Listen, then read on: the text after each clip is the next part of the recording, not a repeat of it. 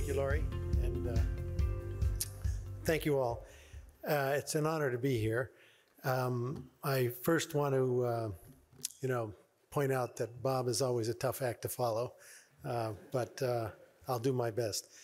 I want to thank the Molecular Frontiers Foundation and Auspic Capital Limited for organizing this, and our host, the Hong Kong University of Science and Technology. And I was delighted to learn last night that they have plans to build Hong Kong's third medical school, which I think would be a wonderful addition to this beautiful Clearwater Bay campus. Also, the co-host MIT Innovation Node Hong Kong office, and especially to Xu Guangzhang, hiding over there. So today is a special day for me and for many others. This date is the 100th anniversary of my father's birth, and his name was Alexander Rich, and happy birthday, Dad.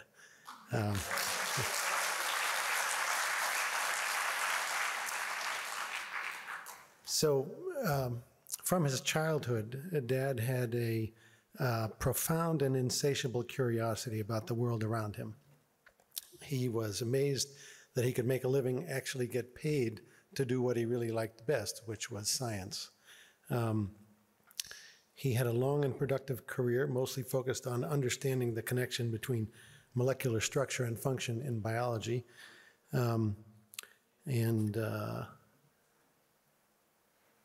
Here is a picture of him with Francis Crick, Leslie Orgel, and Jim Watson from the 1950s.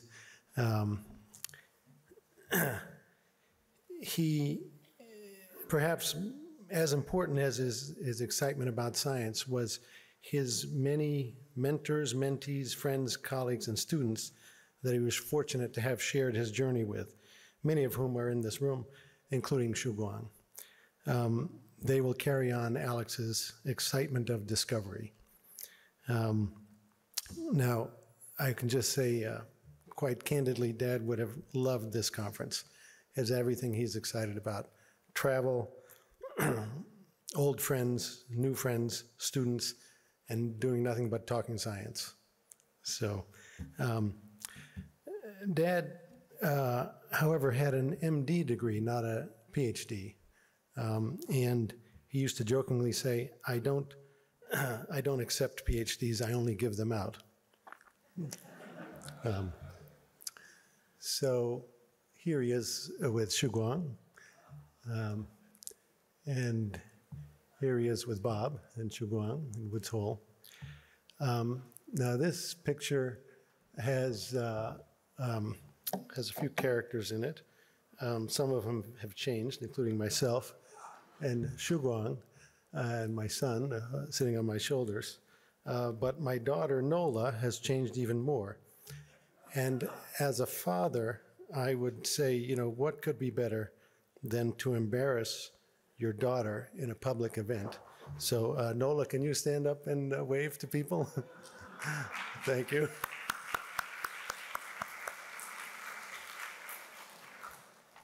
I think you can agree Nola's changed a little more than the rest of those. So the truth about Dad's MD was he got the MD because of World War II and circumstances.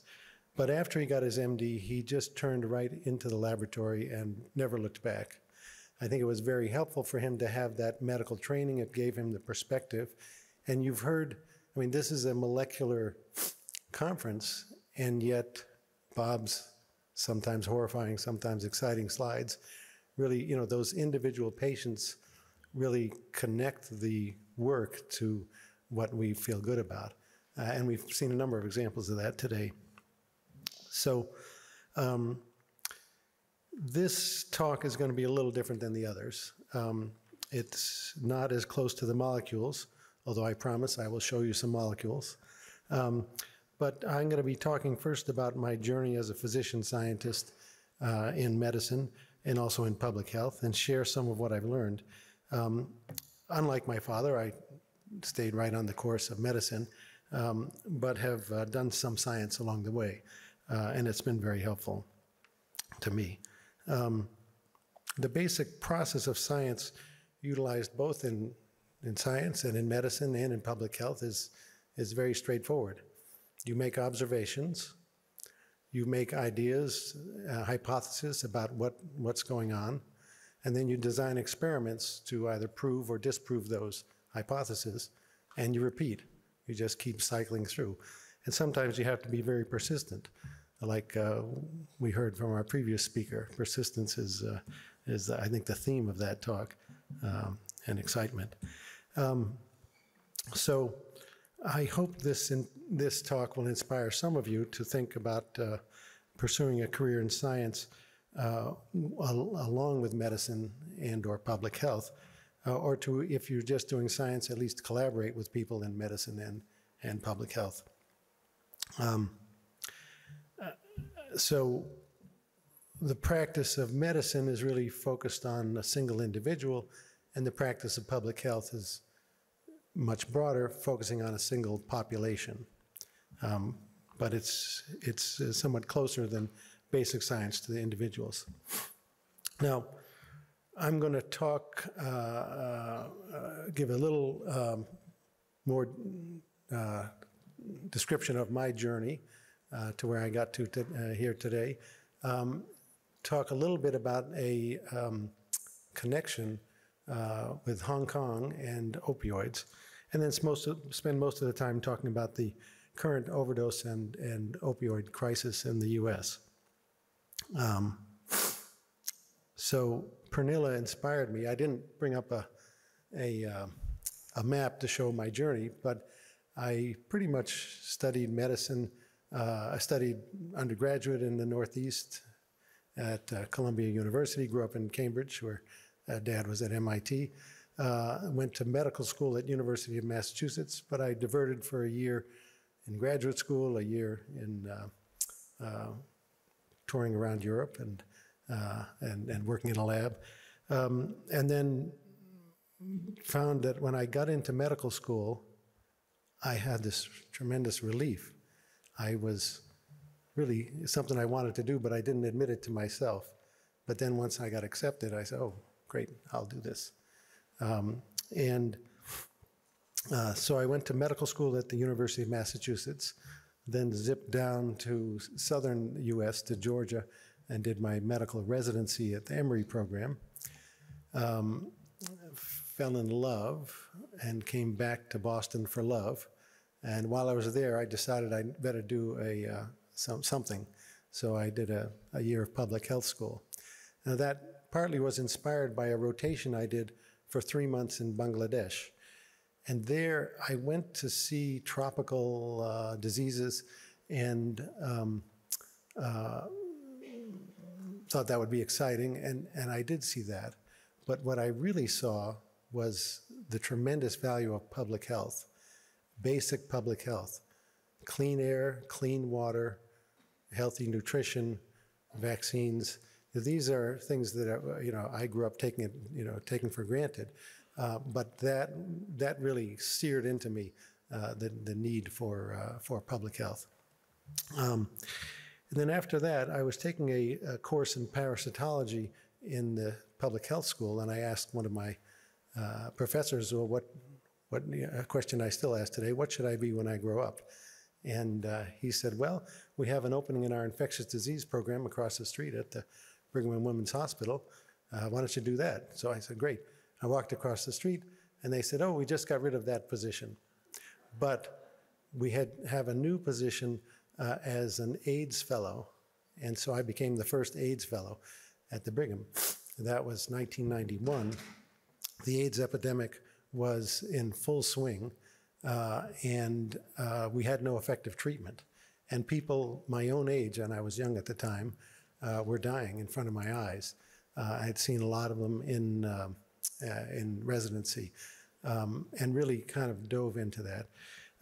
A year and a half later, completed my infectious disease training and got the job that I have today at Brown University. So when I arrived there, I joined a group, and our mission was really to find everybody with this disease in our state and treat them and track them down. Now, there was a public health observation. Public health does surveillance, and they noticed with a basically scientific observation that there was a high rate of people with HIV who had got it through injecting drugs. And actually, Rhode Island was one of only 4 states with more than half of the AIDS cases related to injection drug use. So I thought, what is going on here? So I made an observation, and I started to try and figure out what's going on. Well, I couldn't go into the lab and look at test tubes and look at Petri dishes. I had to go and talk to people. So I went to talk to people, outreach into the community, and the patients told me what was going on. They said, and it was in a sort of outreach clinic, and people would come by to try and get into drug treatment, but they would come to me and I could offer a free HIV test, and I would do that, and I would do the pre-test counseling, and I would go over their risk factors, and then I would ask them if they had injected drugs, and they said yes, and I asked them if they had shared syringes with other people, and they looked at me with horror, and they said yes. It's kind of like they knew they did it. It's like watching yourself on a video. You can see yourself doing it, but you're horrified that you actually did it. So they said, I said, why did you do that? I said, well, I was just so desperate to use the drug that I just took the syringe practically right out of that other person's arm and used it on myself. I didn't even have time to rinse it out or anything. And I said, well, why didn't you just use your own syringe? And they said, you can't get them. So what do you mean you can't get them? Well, it turns out Rhode Island had a state law that outlawed syringes. Syringes were, a possession of one syringe was a felony offense punishable by 5 years imprisonment. At the time, possession of heroin was also a felony, but punishable by 3 years imprisonment. So it turned out to be the worst law in the country about syringes. And what it showed was that, what I found out more from talking to people is that they learned quickly they didn't want to have a syringe with them because they frequently got stopped by the police and they pat down, there's a syringe. So they would go somewhere to buy their drugs and they would use the drugs. There'd be a syringe there, they'd use it. They'd put the syringe back and then the next person would come and do the same thing. You couldn't design a better program to spread bloodborne infections. So that really drove the epidemic. And when I say epidemic, the epidemic of injection drug use-related HIV in Rhode Island was accelerating. So obviously this was a bad law, and it was put into place before the AIDS epidemic, and it was having a very bad consequence. So from a public health perspective, we have to get rid of the law. So I rounded up a bunch of students, and we used a lot of smoke and mirrors, and we went and convinced the medical society to join us, and we got other people to join us, and went and spoke to the state assembly representatives and got them to change that law. Took several years, took persistence, maybe not as much persistence as Bob. But I remember testifying in front of the state senate, and I said, this is the graph of injection drug use-related HIV. If you pass this law, it will just disappear. It will go right down like that. And I wasn't sure of that. But we passed the law, and that's exactly what happened. And it happened not because we changed the law, but because we also educated the pharmacists in the entire state. I worked with Jeff Bratberg, a professor of pharmacy at the University of Rhode Island. He met and educated every single pharmacist in the state and said, when you're giving someone a syringe, you're not telling them, when you're selling it to them, you're not telling them to go and inject drugs. They've already figured out that part. You're telling them to be safe. And it wasn't like there weren't a lot of syringes. There are 50,000 diabetics in the state. They're all using syringes multiple times a day. there was plenty of used syringes. There just wasn't sterile syringes. So that was a public health victory. Now, another thing I did at the time was went into the Department of Corrections, because people who inject drugs often get, they often do things and get caught up with the police and end up getting incarcerated. Rhode Island set up an aggressive HIV testing program in the state correctional facility. It's a combined jail and prison. And during the 1990s, a third of the people in the state with HIV were diagnosed there. So if you think of a pie chart, you know, that's a pretty big chunk of people to ignore, and which is what was really happening across the country. People weren't testing in corrections. So then I started going into corrections. Now I have had a weekly clinic there, spent a half day a week, just about every week for the last 30 years. So I tell my students, I've been locked up almost every week for 30 years, but I've also been released every week for 30 years. Okay.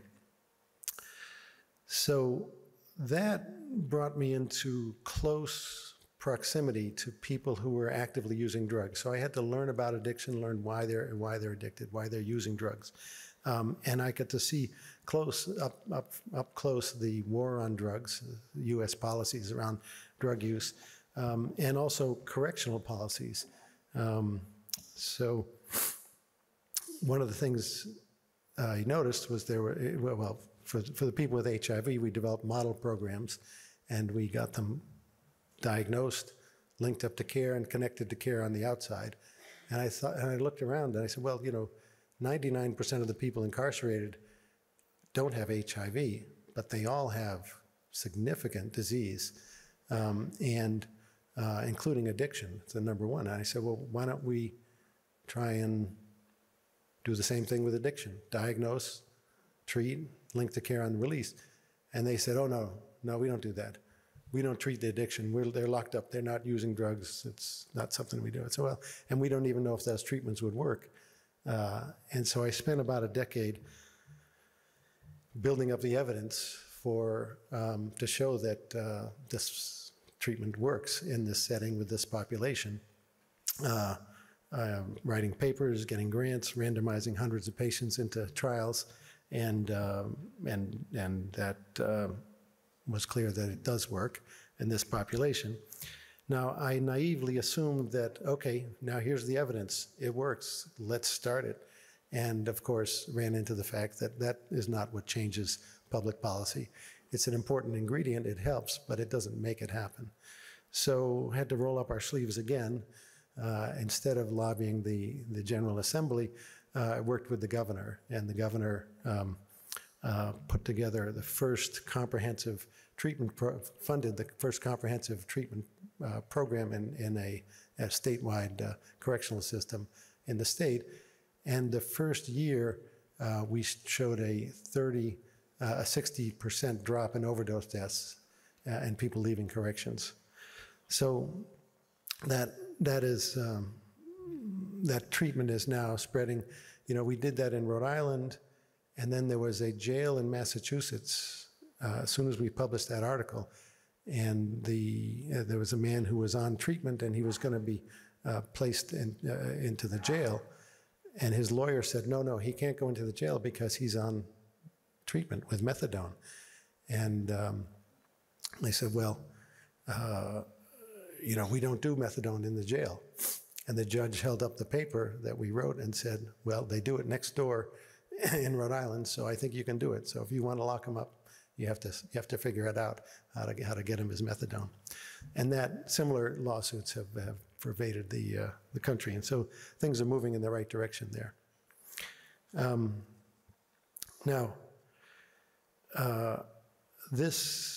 So I'm going to go a little bit more into the disease of addiction, and this is really a story of opioids.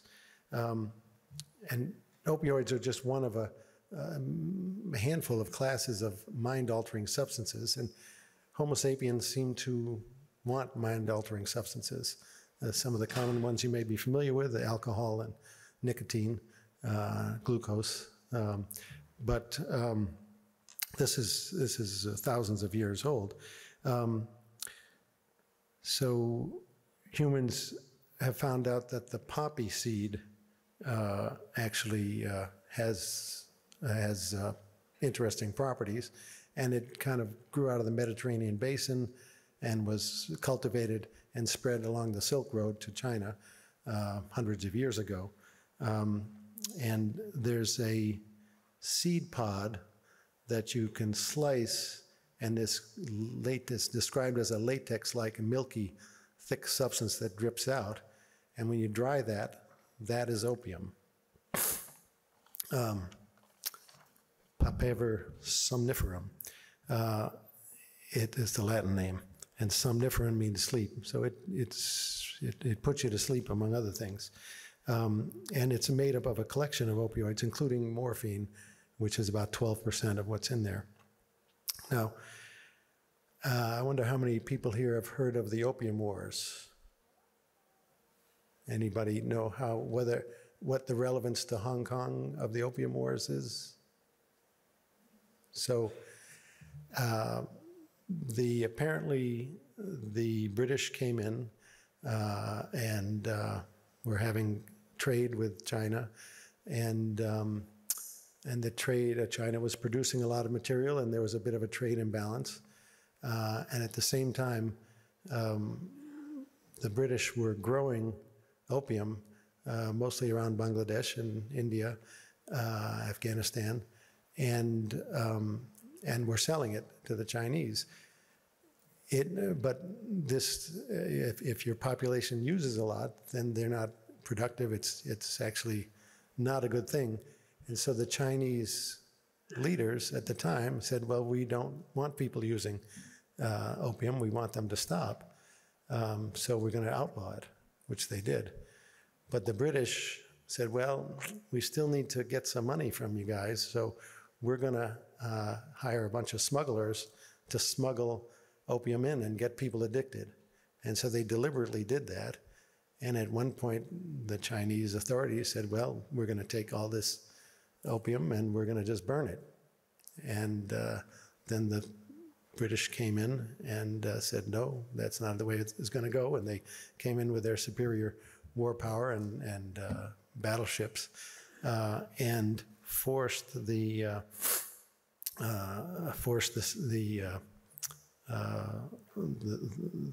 Chinese to legalize opium. So they really forced this addiction on a population. And as part of, and then they did it again in the Second War, pretty much. And part of that, a result of that was the British staying in Hong Kong. And they had a series of unequal treaties, they called, where they were favorable to the British. So it was really, and we think about addiction and forcing people to be addicted in the U.S. and these are drug dealers, like and the cartels. Well, the British did exactly the same thing back then, and I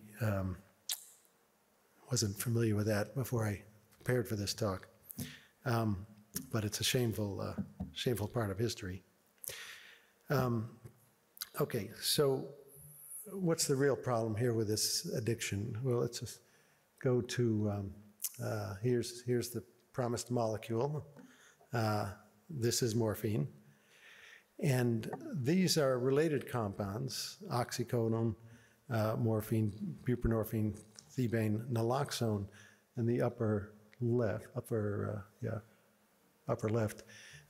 is a blocker. So you can see all those are similar, and you'll notice that fentanyl looks like a very different compound. And that's because fentanyl is fully synthetic. All of the others are semi-synthetic. They're made from, basically from opium. So that's going to be relevant in just a little bit.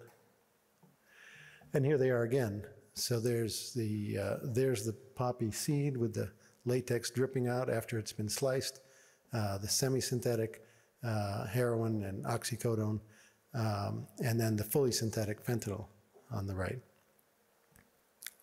All right, and here is an opioid receptor with the opioid binding in. And when the opioid receptor binds, it turns on a series of pathways that ultimately ends up in increasing dopamine in the reward centers of the brain. All right. So this really sums up a major point of this talk. And Bob Dole, Dr. Dole there, along with Dr. Niswander and Krieg, discovered the first treatment in the 1960s, first effective treatment for opioid use disorder, was then called opioid addiction. And his quote is, "For me, the most educational experience of the past 3 decades was to learn that the traditional image of the person with addiction as having weak character, hedonistic, unreliable, depraved, and dangerous is totally false. This myth, believed by the profession, by the majority of the medical profession and the general public, has distorted public policy for 70 years. Well, this was almost 50 years ago, so it's distorted public it's distorted public policy for 100 years in the U.S. or more. So that really points out this is the stigma of this disease, and that's really what's driven U.S. policy, what's driven this current epidemic, and really what we need to fight against to get things moving forward. All right. This is deaths in the U.S. related to overdose, and you can see it came up, kept going up, and surpassed the peak of gun deaths, which was in 2017, and we are gun crazy in the U.S. The peak of HIV was 50,000 deaths in 1995, so we've doubled. By the early 2000s, we've nearly doubled it. And then even peak of car crash deaths from 1972, and we drive a lot in the U.S. So after this, it was 100,000, and you think we've been at this for a while. The last year, we are now at over 100,000 deaths per year. So that's more than twice the peak of the AIDS epidemic 3 years in a row.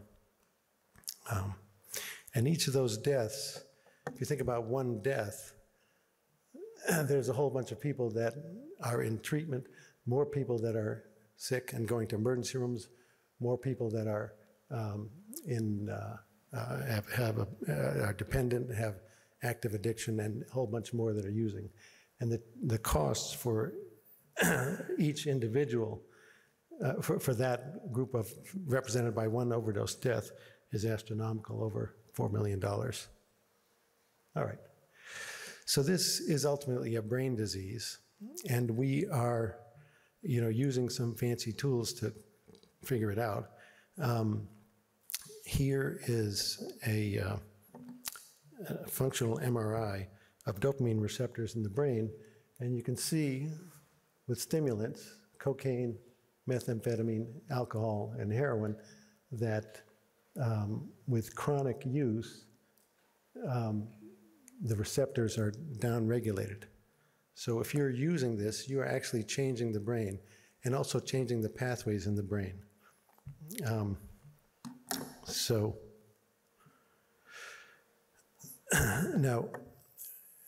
and it's a similar pathway, the dopamine in the brain, for all of those different addictions. But for opioids, they're different by 2 fundamental properties. The first is tolerance, and the second is withdrawal. So tolerance is is what develops with daily use, and it's basically, if you use the same dose for days to weeks, it doesn't work as much. So you need a higher dose to get the same effect, and you need a higher dose and a higher dose. So and it's almost the sky is the limit. When you stop abruptly, you'll go into withdrawal. Now, opioid withdrawal is a terrible condition. Imagine the worst flu you ever had. Your head is pounding, your fever, you're aching all over, and then imagine the worst stomach bug you ever had. You're nauseated, you're vomiting, you're having diarrhea, and then put them together and multiply it by 100 or more. That's what you feel like. People literally feel like they're dying. So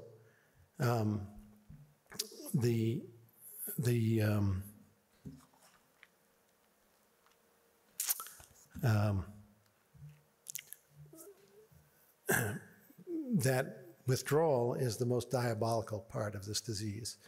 People will do anything to avoid this withdrawal. And imagine that we have our primitive brain, which is hardwired for survival, and then our cerebral cortex, our thinking brain. So we walk around thinking that we're in charge because we have this evolved brain, and I want my arm to go up, I put it up. I want it to go down, I put it down. I want to hold my breath, I hold it, and I'm in charge. But after a few minutes, my primitive brain is going to say, you know what? You're done here because we need to survive. Get out of the driver's seat. I'm taking over and we're going to breathe or we're going to do something. So when somebody's in the throes of withdrawal, they will, their primitive brain kicks in because the withdrawal is so noxious a stimuli that they're no longer functioning with their cerebral cortex. Their primitive brain kicks in and really makes them do the most god-awful, desperate things to prevent or avoid it. Okay. Now, if somebody takes an opioid, if the white is normal, they feel normal, they take a dose, and they have this euphoric effect. They feel pleasure, relief of pain, and just feel great. And then it wears off, they come back down to normal. And then they repeat it, and they repeat it again and again. And as they're repeating it, the high gets decreased because they've got more tolerance. So then they start to go into withdrawal, and they take a dose to get out of withdrawal. But again, it gets to the point. Now, this will happen with anybody who uses an opioid, whether they develop addiction or not. This is a physiologic consequence of using opioids. Now, if you take someone in this situation and you stop using the opioid, they'll go into withdrawal, it'll get worse for a little while, and then it'll kind of peak, and then it'll get down, and it'll get better, and then they'll feel like a washed out dish rag, but they're no longer tolerant to the opioid, and they can just be normal after that. However, if they've done this for a long time and they develop opioid use disorder, that's not the case. So this is just a physiologic property that happens with addiction. And then, of course, this is, if you're buying it, you're paying a little bit just to get high once in a while, and then it costs more as your tolerance goes up, then it costs more, and then it really costs more. And when I have patients at this point, they say, "Doc, I don't even get high anymore, I just want to feel normal." So they're spending their life down here in withdrawal. They get up like this and then it just goes away. So they're kind of desperate and they're using as much as they can. So at that point, people tend to resort to a number of things, but often stealing, the sex trade, drug trade, and that tends to bring them into touch with the criminal justice system. So that has kind of fed into the war on drugs that I've mentioned. So this disease is like a boa constrictor. It just wraps around you, and every time you breathe out, tightens. Try and take another breath, it tightens some more. You just can't breathe in, and people do desperate things. Now, our main policy decision in the U.S. has been the war on drugs. That's where we've invested all of our money. And the rest of the world looks at us and says, "Are you crazy? This doesn't work. Punishment doesn't work in this disease, in this addiction." Yet we continue to pursue it, and we've filled up our prisons. And so incarceration is the natural progression of an opioid addiction in the U.S. So now, because tolerance can develop quickly within a matter of days to weeks, if you stop abruptly and go through that withdrawal, it also goes down very quickly. So if somebody's incarcerated for even a brief period of time, a few weeks, and they're released, they are walking out without any tolerance. So if they use the same dose they used before they came in, they're at high risk for overdose, and we've known this for several decades. So this is a billboard that was put up outside of DC. Welcome to America, home to 5% of the world's population and 25% of the world's prisoners. So we are incarcerating more of our population than any country ever in history. So this is another shameful chapter. Now, I mentioned that addiction is the most common, is a very common disease in both prisons and jails, and you can see that here. But also, mental illness is quite prevalent, and there's a lot of overlap. And this really represents the fact that there are many collateral consequences to incarceration, including once you're a felon, that's a mark on your record, and there are literally thousands of consequences. You can't get a license to become a barber, you can't get all kinds of jobs, you can't get any educational support, and so we're really doing a disservice to people that are caught up in this.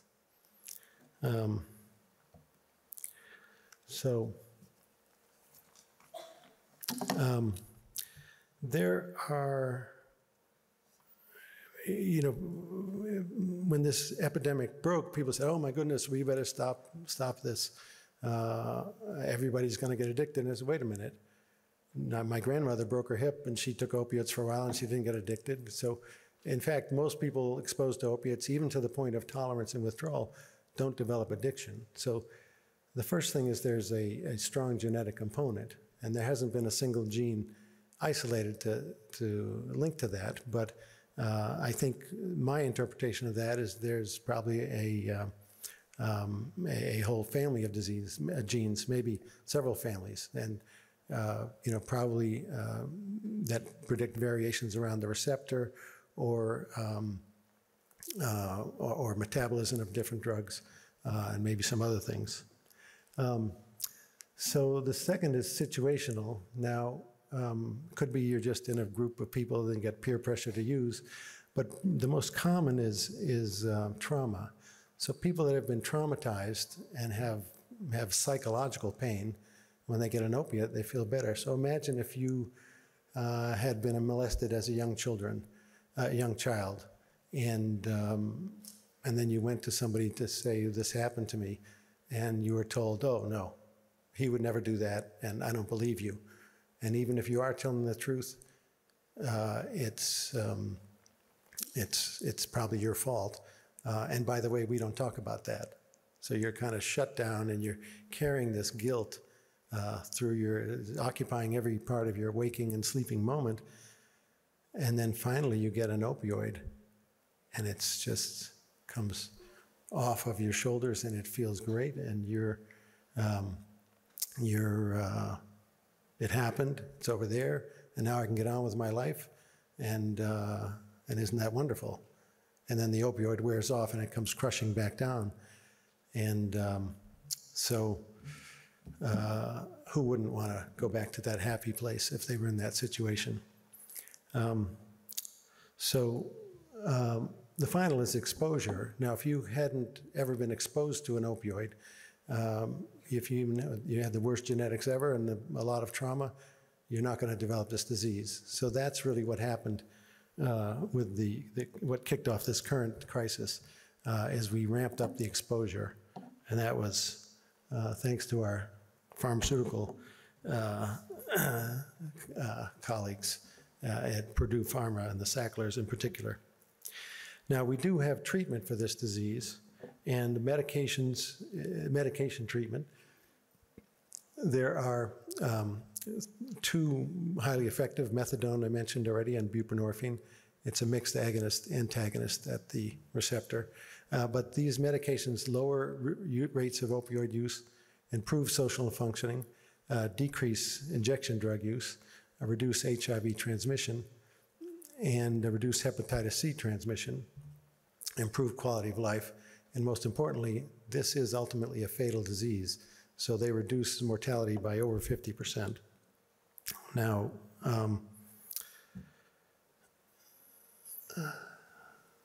here's how these medicines work.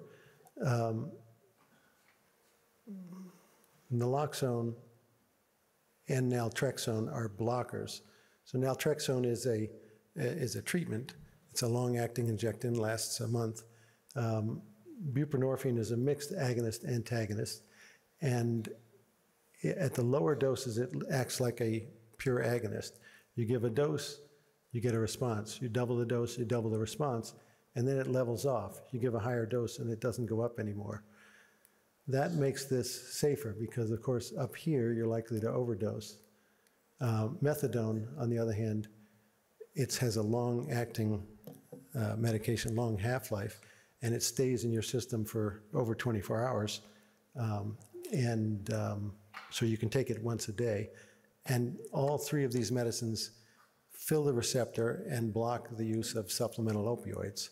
And that's how they work. People, when they're on these, if they go out and buy some supplemental opioids and they take it, it doesn't work. And so it extinguishes the behavior. Why did I just work so hard to get that drug when it's not working? But the key among this is to make sure people take it. All right. So, now this is a study of looking at people who had overdosed and find out what happened to them afterwards. Well, the people that got onto methadone or buprenorphine had basically cut their risk of overdose in half. The naltrexone didn't work as well, and nothing didn't work, obviously. In France, they decided to make buprenorphine widely available, and also methadone, and had a dramatic decrease in overdose deaths that has kind of stayed through to today.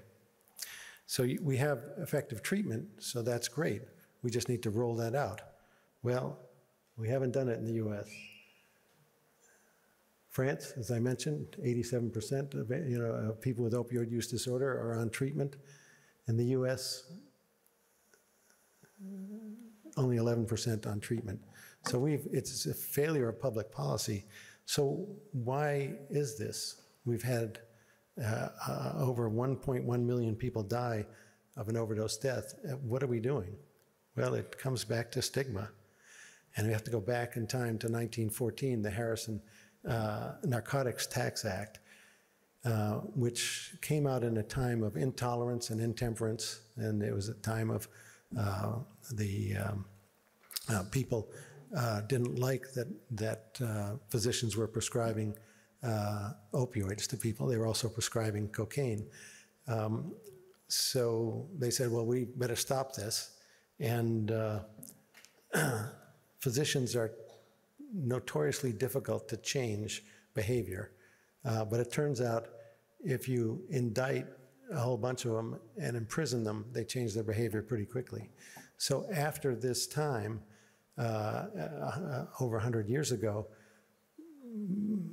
physicians got out of the business of treating addiction and pretty much stayed out completely until the 1960s when methadone came about. And even in the 2000s when buprenorphine came available and physicians could prescribe it, still stayed out of it. So our general public and our physicians have really avoided it, and which is really the crux of the problem. All right, this is a doctor's license to prescribe opioids for pain only. Okay, so OxyContin, produced by Purdue Pharmaceuticals, they told the physicians that hadn't ever had training in opiate addiction that guess what? If you prescribe this medicine, it's not addictive. It was a complete lie, and it worked, and they took it to the bank. And they kicked off this terrible epidemic. Very aggressive marketing. They used a lot of dirty tricks. And this is the first wave of the overdose death, which was prescription. People were dying of OxyContin and prescription opioids. But as people kept going to the doctors, eventually the doctors would say, oh, no, you've got a problem, we shut you off. And then so they went and would buy it from other people.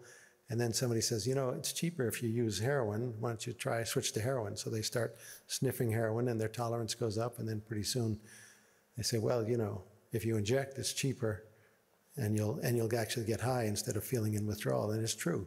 And they do that. And then pretty soon their addiction goes up even faster.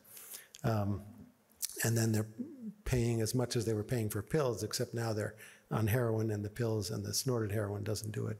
They just kind of dig themselves into a hole. So they switched over to heroin and started overdosing from heroin. But then this late breaker is the synthetic fentanyl that I mentioned at the beginning. So it turns out fentanyl is 50 times more powerful than heroin. So if I wanted to smuggle a cooler full of heroin into the state of Rhode Island, I would have to figure out a way to do that. To smuggle in the same amount of fentanyl, it would fit in a cigarette pack. So it's much easier to both manufacture. You don't need to grow poppies anywhere. You can just get a half-decent chemist manufacturer. You can get the reagents very easily. Here's the potential lethal dose of heroin is that amount. A potential lethal dose of fentanyl is just really almost a half a grain of rice. And then carfentanil, which is 2 orders of magnitude more powerful than fentanyl, you just need a little teeny amount. Now the drug supply, the illegal drug supply, is very difficult to get a handle on and is fluctuating dramatically. We are now in the 4th wave of the epidemic, which is polysubstance use. People using stimulants and opioids and a bunch of different things that it's cut with. And it's moving quickly, and we're not really keeping up. So how do we keep up with this? Well, I think the answer lies in Portugal. Portugal had an oppressive regime, dictatorship, and they overthrew it, and they kind of missed the 60s and 70s and the sex, drugs, and rock and rolls. They knew about it, but they didn't participate in it. And so they tried to catch up with a vengeance. And they started using a lot of marijuana, but then they started using every drug. They just thought drugs are something to use. And they quickly developed a huge overdose, a huge opioid problem, huge heroin problem, had the highest rate of overdose deaths, highest rate of HIV transmission, highest rate of imprisonment in all of Europe. They caught up quickly, and they were in real trouble. And the state was bound by UN treaties that they had signed, so they couldn't legalize drugs, but they decided to decriminalize. So take it, not be a criminal charge, but a civil charge. So in the US, it's illegal to drive a car without your seatbelt on. But we have public health campaigns that say click it or ticket. We give fines to people. We coerce them to use their seatbelts. Nobody goes to jail because they didn't wear their seatbelt, but they'll pay a fine and they'll pay another fine. And so if you look at people on the highways, they are pretty much all wearing seatbelts without having to use the incarceration. And they took that approach in Portugal to drug use.